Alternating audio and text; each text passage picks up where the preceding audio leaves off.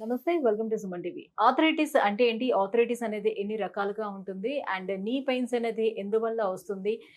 Knee replacement సర్జరీకి ఇటీవల కాలంలో ఆధునిక చికిత్సా పద్ధతులు ఏమొచ్చాయి? ఎలా చేసుకోవచ్చు? సో, ఈ విషయాలన్నీ తెలియజేసేందుకు మనతో పాటు ఉన్నారు ortho and robotic joint replacement surgeon doctor Arun Reddy గారు from Srikara hospital, Madinaguda. Hello sir. Hello అండి. Sir, arthritis. సో, జనరల్లీ ఇప్పుడు ఇటీవల కాలంలో అసలు ఏజ్‌తో సంబంధం లేకుండా ప్రతి ఒక్కరు ఏదో ఒక ఆర్థరైటిస్ సమస్యతో బాధపడుతూనే ఆ! ఉంటున్నారు. సో, ఎందువల్ల అనేది ఇది ఎక్కువగా వస్తుంది ఆర్థరైటిస్ అనేది? బేసికల్‌గా ఆర్థరైటిస్ అంటే ఏ జాయింట్‌లో అన్నా రావచ్చండి. మనం సాధారణంగా మోకాళ్ళు ఎక్కువ చూస్తా ఉంటాం. ఎందుకంటే అది బరువు మోసే కీలు ఒకటి. హ్మ్. మనకేంటంటే ఇండియన్స్‌లో బరువు మోసే కీళ్ళల్లో గూడా మోకీలు అరిగే టెండెన్సీ ఎక్కువగా చూస్తా ఉంటాం. అయితే కామన్‌గా ఏజ్‌ని బట్టి ఆర్థరైటిస్ బేసికల్‌గా ఒకటి ఆస్టియో ఆర్థరైటిస్. ఆస్టియో ఆర్థరైటిస్ అంటే ఈ వయసు మీరిన వారికి వచ్చే కీళ్ళ అరుగుదలని మనం ఆస్టియో ఆర్థరైటిస్ అంటాం. ఇంకొక రకం వచ్చేసి రుమటాయిడ్ ఆర్థరైటిస్ అంటాం. రుమటాయిడ్ ఆర్థరైటిస్ గానివ్వండి, గౌటీ ఆర్థరైటిస్ ఇలాంటివి మనకు ఇంకా small and big joints small అన్నిటిలో అండ్ కూడా జాయింట్ వచ్చేస్తాయి. ఆర్థరైటిస్‌లో ఇంకా వేరే రకాలు గూడా ఉంటాయి. ఈ రుమటాయిడ్ ఆర్థరైటిస్ ఇవన్నీ గూడా ఆటోఇమ్యూన్ డిసార్డర్. ఆటోఇమ్యూన్ డిసార్డర్ అంటే మన శరీరంలో మన జాయింట్ కణాలకు అగెయిన్స్ట్‌గా మన శరీరంలో యాంటీబాడీస్ తయారవుతా ఉంటాయి. దీనివల్ల మన సెల్సే మన జాయింట్స్‌ని అటాక్ చేస్తా ఉంటాయి కాబట్టి ఓవర్ టైమ్‌లో ఈ స్వెల్లింగ్ రావడం, స్వెల్లింగ్‌తో పాటు జాయింట్ ఇన్‌ఫ్లమేషన్ రావడం, ఇన్‌ఫ్లమేషన్‌తో పాటు లాస్ట్‌కి స్టేజ్‌లో అరుగుదల రావడం యూజువల్‌గా చూస్తా ఉంటాం. అయితే దీంట్లో మనం కామన్‌గా ఈ జాయింట్ పెయిన్స్‌లో ఒక ఏజ్ మీరిన వాళ్ళకి మాత్రం చూసేదాన్ని మనం ఆస్టియో ఆర్థరైటిస్ అంటాం. హ్మ్. ఈ ఆస్టియో ఆర్థరైటిస్‌లో ఏం జరుగుతుంది బేసికల్‌గా ఈ బరువు మోసే కీళ్ళల్లో ఎప్పుడైనా గూడా ఈ బోన్ కొసల్లో మనకు కార్టిలేజ్ ఉంటుంది. ఈ హ్మ్. కార్టిలేజ్ ఉన్నప్పుడు ఏంటంటే ఈ మూవ్‌మెంట్ అంటే 2 బోన్స్ మధ్యలో జరిగే మూవ్‌మెంట్ అనేది చాలా స్మూత్‌గా, ఫ్రీగా ఉంటుంది. సో, ఈ ఫ్రీగా ఉన్నప్పుడు మనకు ఆ నొప్పి అనేది రాదు. జ బోన్స్‌లో, జాయింట్స్‌లో మనకు ఆ చప్పుడు రావడం, ఆ గ్రేటింగ్ సెన్సేషన్ రావడం ఇవన్నీ గూడా ఉండకుండా పెయిన్‌లెస్ మూవ్‌మెంట్ అనేది పాసిబుల్ అవుతా ఉంటుంది. అయితే ఈ ఏజింగ్ ప్రాసెస్ వల్ల, ఈ టిష్యూ బ్రేక్ డౌన్ వల్ల గ్రాడ్యుయల్‌గా ఈ కార్టిలేజ్ అనేది వియర్ ఔట్ అవుతా ఉంటుంది. హ్మ్. అంటే గ్రాడ్యుయల్‌గా థిన్నింగ్ అయిపోయి ఈ 2 బోన్స్‌కి మనకు రాపిడి అనేది జరుగుతా ఉంటుంది. ఈ రాపిడి వల్ల మనకు ఓవర్ టైమ్‌లో ఈ నొప్పులు రావడం, ఈ నొప్పులతో పాటు చప్పుడు రావడం, ఇవన్నీ మనం కామన్‌గా చూస్తా ఉంటాం. కింద కూర్చోలేకపోవడం, ఎక్కువ దూరం హ్మ్. నడవలేకపోవడం ఇవన్నీ కామన్‌గా చూస్తా ఉంటాం. సో, ఇప్పుడు లేటెస్ట్‌గా అందుబాటులోకి వచ్చినటువంటి ట్రీట్మెంట్స్ ఏంటి సార్ దీనికి? మనకు దీంట్లో గూడా మనకు ఈ ఆర్థరైటిస్ స్టేజ్‌ని బట్టి మనకు ఈ ఆస్టియో ఆర్థరైటిస్ ట్రీట్మెంట్ అనేది అందుబాటులో ఉన్నాయి. ఇనీషియల్‌గా స్టార్టింగ్ స్టేజ్‌లో చూసినట్టయితే normal medicine, chondro protective drugs అంటాం. అంటే ఈ గ్లూకోజమైన్ టాబ్లెట్స్ గాని, డయాసిరిన్ టాబ్లెట్స్ గాని వీటన్నిటి టాబ్లెట్స్ తీసుకోవడం వల్ల ఏంటంటే ఉన్న కార్టిలేజ్ క్వాలిటీ అనేది కొంచెం బెటర్ అవుతుంది. దీనివల్ల ఏంటంటే మనం ప్రోగ్రెస్ అంటే ఈ అరుగుదల ప్రోగ్రెస్ అనేది మనం చాలా వరకు స్లో డౌన్ చేసుకోవచ్చు. దీంతో పాటుగా మనం ఫిజియోథెరపీ అంటే ఈ మోకాలు చుట్టుపక్కల ఉన్న మజిల్ స్ట్రెంగ్త్‌ని బిల్డ్ చేసుకోవడం. హ్మ్. మోకాలు ఎక్సర్‌సైజులు టైంకి చేసుకోవడం. దీంతో పాటు మన లైఫ్ స్టైల్ చేంజెస్‌లో వచ్చేసి మనం వెయిట్‌ని కంట్రోల్‌లో పెట్టుకోవడం. రెగ్యులర్‌గా ఫిజియోథెరపీ లేకపోతే వాకింగ్‌కెళ్ళడం, ఎక్సర్‌సైజ్ చేసుకోవడం. ఇవన్నీ స్టార్టింగ్ స్టేజ్ నుండే స్టార్ట్ చేసినట్టయితే గనుక జాయింట్ హెల్త్ అనేది కరెక్ట్‌గా మెయింటైన్ అయ్యి మనకు నొప్పులు ఈ డిసీజ్ ప్రోగ్రెస్ అనేది, ఈ ఆర్థరైటిస్ ప్రోగ్రెస్ అనేది చాలా స్లోగా ఉంటుంది. ఈ మధ్య కాలంలో ఇప్పుడు నీ రీప్లేస్‌మెంట్ సర్జరీకి వెళ్ళకుండా సో, పీఆర్‌పీ ఇంజెక్షన్ అనేది తీసుకుంటే కొంతకాలం దాన్ని పోస్ట్‌పోన్ చేయొచ్చు అనే ఉద్దేశంతో చాలామంది దానికి వెళ్ళాలని ట్రై చేస్తూ ఉన్నారు.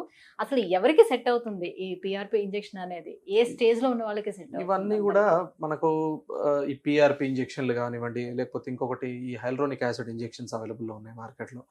ఈ ఇంజెక్షన్స్ అన్నీ గూడా మనకు ఒకసారి స్టార్టింగ్ స్టేజ్‌లోనే మనకు పెయిన్ రిలీఫ్ రావడం గానివ్వండి, ఈ పీఆర్‌పీ ఇంజెక్షన్ చేసినట్టయితే ఈ డ్యామేజ్ అయిన దీన్ని కొంచెం మోస్తరు వరకు హీల్ అవ్వడానికి ఆస్కారం ఉంది. ఇవన్నీ గూడా మనకు ఓన్లీ స్టార్టింగ్ స్టేజ్‌లోనే మనం ఏదన్నా జేసుకోవచ్చండి. ఒక్కసారి ఇప్పుడు చాలా మందికి ఒక అపోహ ఏమొచ్చేసిందంటే, లాస్ట్ స్టేజ్‌కి వచ్చేసిన తర్వాత, అంటే హ్మ్. ఒకసారి సర్జరీ స్టేజ్‌కొచ్చిన తర్వాత కూడా మనం ఇంజెక్షన్‌లు చేసుకున్నట్టయితే ఈ సర్జరీని ఎంటైర్‌గా అవాయిడ్ చేసుకోవచ్చు. అవును. చేసేసుకున్నట్టయితే మనకు నొప్పి అనేది 100%గా పోతది అనేది ఒక ఇదొచ్చేసింది. ఇవన్నీ గూడా ఒక అపోహ లాంటిదండి. అంటే లాస్ట్ స్టేజ్‌కొచ్చిన తర్వాత ఒకసారి సర్జికల్ స్టేజొచ్చింది. మన డే టు డే యాక్టివిటీస్‌లో బాగా మార్పులొచ్చేసినాయి. మనం ఎక్కువ దూరం నడవలేకపోతున్నాము. లేకపోతే చిన్న పనులు చేసుకోవాలన్నా ఒక 50 మీటర్లు 100 మీటర్లు వెళ్ళి ఏదైనా చిన్న పని చేసుకోవాలన్నా కూడా ఈ నొప్పుల వల్ల ఆలోచించాల్సి వస్తుంది అనే స్టేజ్ రీచ్ అయినప్పుడు వేరే ఇంజెక్షన్లు కానివ్వండి, పిఆర్పీలు కానివ్వండి, ఇంకేదైనా ఇంజెక్షన్లు కూడా పెద్దగా ఏం పని చేయవండి. సో ఇప్పుడు సర్జరీ విషయానికి వస్తే, సో సర్జరీ అనేది అంటే ఇప్పుడు ఏమైనా లేటెస్ట్గా అందుబాటులోకి వచ్చినటువంటి చికిత్సా పద్ధతులు ఏంటి సర్జరీ అని? ఒకప్పుడు ఓపెన్ సర్జరీ చేస్తే అది ఎప్పటికి లేస్తాం, ఎప్పటికి నడుస్తాం, ఎట్లా ఉంటుంది ఏంటి అనే టెన్షన్ అనేది ఉండేది. సో ఇప్పుడు ఎలా ఉంది? సో ఎన్ని రోజులు టైం తీసుకుంటుంది? ఇప్పుడు బేసికల్ గా సర్జరీ అనేది చాలా సింపుల్ గా అయిపోయిందండి. మేబీ ఒక 15-20 ఇయర్స్ ఉన్న దానికి ఇప్పటికి లాట్ ఆఫ్ చేంజెస్. బేసికల్ ఇప్పుడు ఎస్పెషల్లీ ఇప్పుడు శ్రీకర్ హాస్పిటల్లో మన మేజర్ రిప్లేస్మెంట్ సర్జరీస్ అన్ని కూడా రోబోటిక్ ద్వారా చేస్తున్నాం. ఇది ఇప్పుడు మనకు ఉన్న దాంట్లో లేటెస్ట్. అయితే జాయింట్ రిప్లేస్మెంట్ సర్జరీ అనేది జనరల్లీ ఓపెన్ సర్జరీనే. మనం జాయింట్లో అసలు బేసిక్ ఐడియా తీసుకున్నట్టయితే కనుక ఇది మన బేసికల్ నీ మోడల్. అయితే మనకు ఇది థై బోన్ కింద, మనకు మోకాలు కింది లెగ్ బోన్. ఇప్పుడు రెండింటికి మధ్యలో మనకు ఈ మోకిల్ అనేది ఉంటుంది. ఇది మనకు అరిగిపోయినప్పుడే మనకు ఈ రిప్లేస్మెంట్ సర్జరీకి అనేది వెళ్తూ ఉంటాం. మనం సర్జరీలో ఏం చేస్తాము, బేసికల్గా 2 బోన్స్ని మనం డిస్లొకేట్ చేసి ఈ అరిగిపోయిన కార్ట్లేజ్ కానివ్వండి, అరిగిపోయిన బోన్ కానివ్వండి అంతా కూడా తీసేసి పైన ఒక మెటల్ క్యాప్ అనేది ఇన్సర్ట్ చేస్తాం.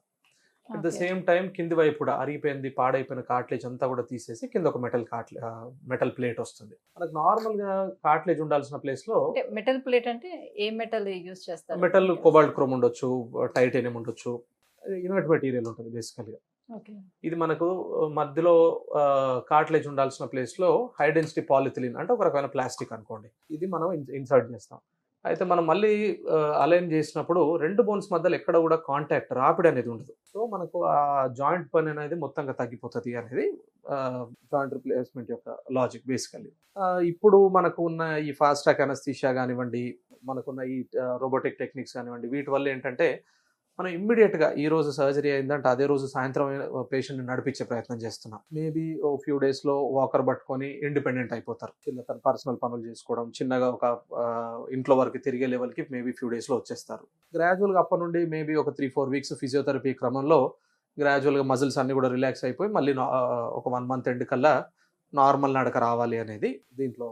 అంటే మీరు ఇప్పుడు వేసేటువంటి ఆ మెటల్ లైఫ్ స్పాన్ ఎంత కాలం ఉంటుంది? అది బేసికల్ గా మనకు లోపల వేసే మెటీరియల్ బట్టి లోపల దాని లైఫ్ టైం అనేది ఉంటుంది. బేసిక్ ఒక కొబాల్ట్ క్రోమ్ ఇంప్లాంట్ అనుకోండి, ఇది మనకు బేసికల్ గా ఒక రకమైన కొబాల్ట్ క్రోమ్ ఇంప్లాంట్ అంటాం, అంటే కొబాల్ట్ క్రోమ్ అలాయ్. ఇది మనకి అరౌండ్ 15-20 ఇయర్స్ దీని లైఫ్ టైం యూజువల్ గా. ఇప్పుడు దీంట్లో కొన్ని లేటెస్ట్ గా వచ్చినాయి, అంటే ఒక జిర్కోనియం మెటీరియల్ తోటి ఆక్సిజన్ ఏమంటాం దీన్ని. ఇది మనకు అట్లీస్ట్ కంపెనీ క్లెయిమ్ చేసేది అయితే అట్లీస్ట్ 30 ఇయర్స్ వియర్ టైం అంటాం దీన్ని. ఇప్పుడు ఈ టైం ఫ్రేమ్స్ అయిపోయిన తర్వాత ఒకవేళ కంప్లీట్ వేర్ అయిపోయింది, అప్పుడు మనకు ఏదైనా పెయిన్ వచ్చింది లేకపోతే జాయింట్ అన్స్టేబుల్ అయిపోయింది అనుకుంటే అప్పుడు మళ్ళీ దాన్ని రివిజన్ చేస్తాం. రివిజన్ అంటే తీసి మళ్ళీ కొత్త కీలు వేసుకోవడం, అంటే సెకండ్ స్టేజ్ ప్రొసీజర్ లాగా చేస్తాం.